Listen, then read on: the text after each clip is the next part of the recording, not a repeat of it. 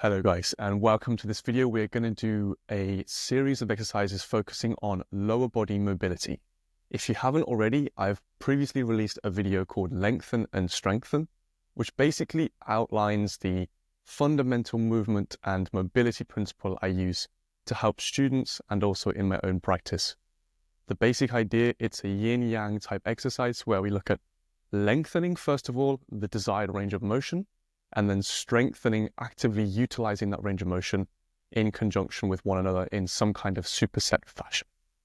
Today, we're going to look at a routine that actually dives into how we could do that.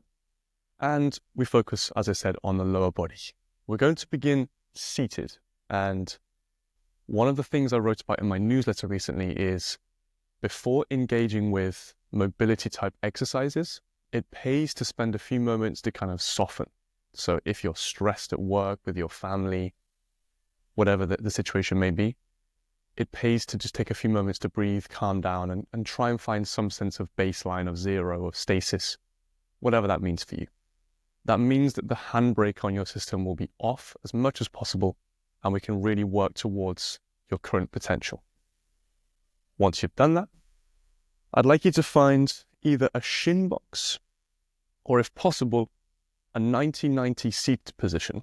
So the shin box, very simply, would be foot to knee. I've got my left foot bent in front of me and my right foot and leg bent behind me. 90-90 means I'm going to open up both of my knees. So my knees are at 90-90, and as much as possible, I'm going to try and face this front leg, so my shoulders and my shin are somehow in parallel. If you're struggling with this, you can raise your hips on a cushion. Anything, yoga mat, something that keeps you warm, soft, comfortable will be really useful. Going back to my previous point about the handbrake, it's really nice to try and remove that as much as you possibly can. Once you've found your position, either this one or this one, I would like for you just to move through this slowly, trying to move towards the edge of your current range of motion. For example, I'm going to fold forward. I can use my hands on the floor. And I take a few breaths here, and I'm trying to elongate my spine and get my sternum as close to my knee as possible. After a few breaths, I then turn around, and I try and turn my torso away and into this back hip. And what we're going to do here is work on internal rotation of the back leg, external rotation of the front leg. Same kind of method through this one if you feel comfortable to do so. I can move forward, use my hands on the floor, breathe for a while here, and really try and open up some range in my hip and external rotation, and then rotating through internal rotation. If you're having some slight knee troubles here, then maybe it makes sense to bring the foot more towards the hip. It will decrease the leverage and make it slightly easier on that hip. And we'll repeat this process between 5 and 10 cycles on one side, and then, of course, on the other side. Leaning in, lengthening through the spine, and really just allowing yourself to relax into that potential. You can think of it as trying to find your current end range, your current end of the potential that you currently have. Good. And we'll speed through this so you understand. The next thing, I try and use the second part of this yin-yang principle. So first one is lengthening, stretching, I'm opening, you could say. The next part is strengthening. So I'm utilizing gravity and working against it. I'm looking to do some kind of resistance training. There's different ways we can utilize this. I'm going to show you the first type of way right now. The idea very simply is I'm going to use this range of motion I've just stretched into and lengthened and try to add some loading there. So rather than using my hands and supporting my body weight, I will increase the intensity, increase the resistance by using either less support from my hands or ultimately no support whatsoever. And I will do reps. So I will lean my torso down, thinking sternum towards my knee, and then push my knee and my shin down into the floor to lift my body up. This will be the external rotation part. Trying to find as much of that range of motion as possible, squeezing and driving out of it, utilizing as much of it as possible under load. If that's too much, I can use light fingers in the areas that I need and gradually overload over time. And I will work here for about 10 repetitions, really trying to move slowly. It's the amount of time under tension that is the key here. And then again, I'll repeat this on the other side. We'll then look towards the internal rotation. And here's where you need to do something slightly different. So rather than repping into this range of motion, trying to increase it further, we're going to work against gravity. And this will be the second alternative way of using the strengthen principle. In order to work against gravity, I'm going to bolster myself up. I can use some kind of yoga block or stack of books, anything where I feel like my torso can be nice and high and my hands can support myself, okay? What I'm going to focus on is lifting my foot as high as I possibly can whilst driving my knee as hard as I can down into the floor. This will work on my active hip internal rotation. It looks something like this. And I will hold that for about 5 seconds and repeat for 3 to 5 reps. My intention throughout this time, this hold, is to lift my foot as high as I possibly can and continue to break past that barrier, inch by inch, centimeter by centimeter, millimeter by millimeter, until I open up as much as I possibly can. And this will be the superset. You'll begin with your relaxed stretching for 1 to 2 sets. As we started with, boom here, using the hands as support, feeling nice and calm.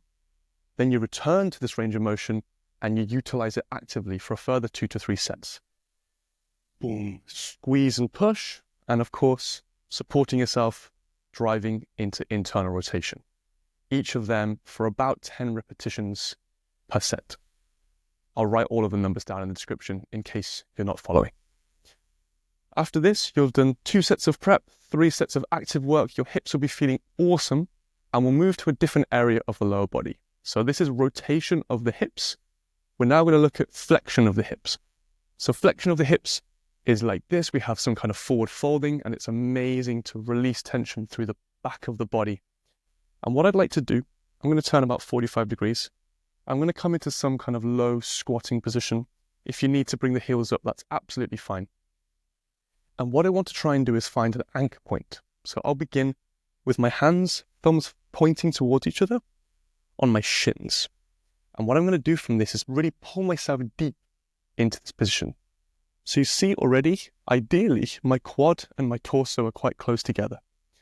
When I drive into my forward folds, I want to try and keep this connection as much as I possibly can. I can think about squeezing an orange between my torso and my quad. And I'm using my hands to pull myself on my ankles to generate tension. Pull myself deeper. And I will lengthen via this active pulling into this range. So a slightly different method than the previous exercise. But I'm still looking to stay calm in my nervous system. If it's too intense and I feel myself tensing up and shortening my breath, I can release just slightly and use less range of motion and continue in this fashion.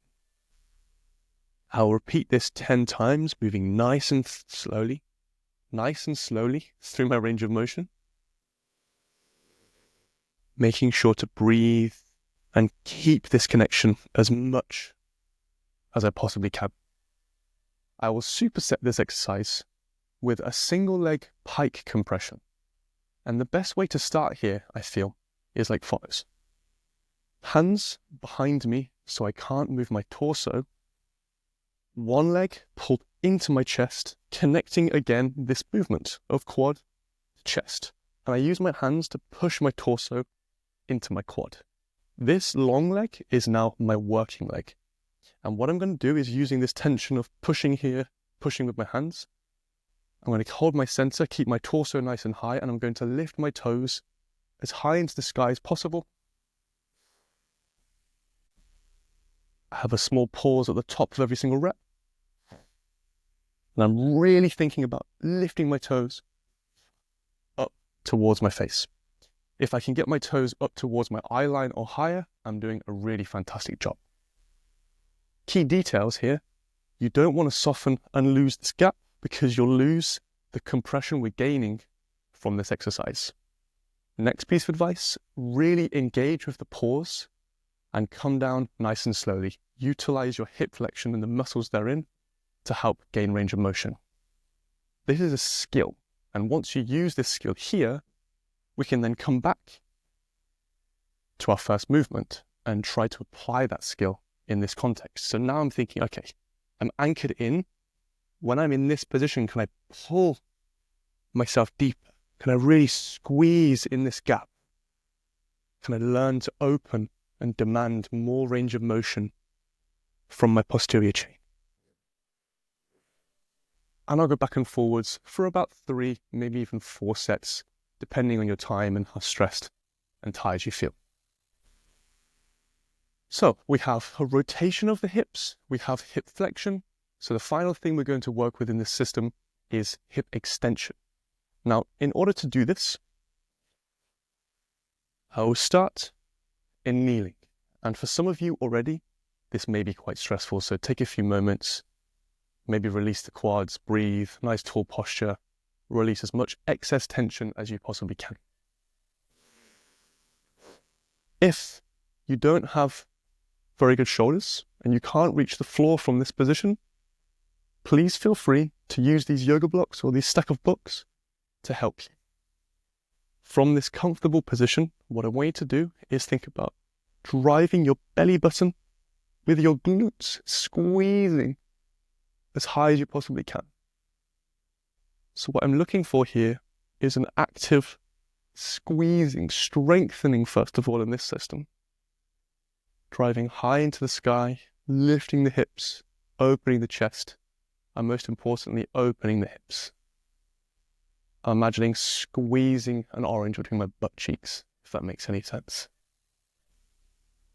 I do this slowly for 10 reps.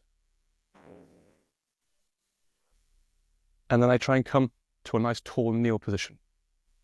You may want to widen your stance just slightly, and then I really feel that squeeze.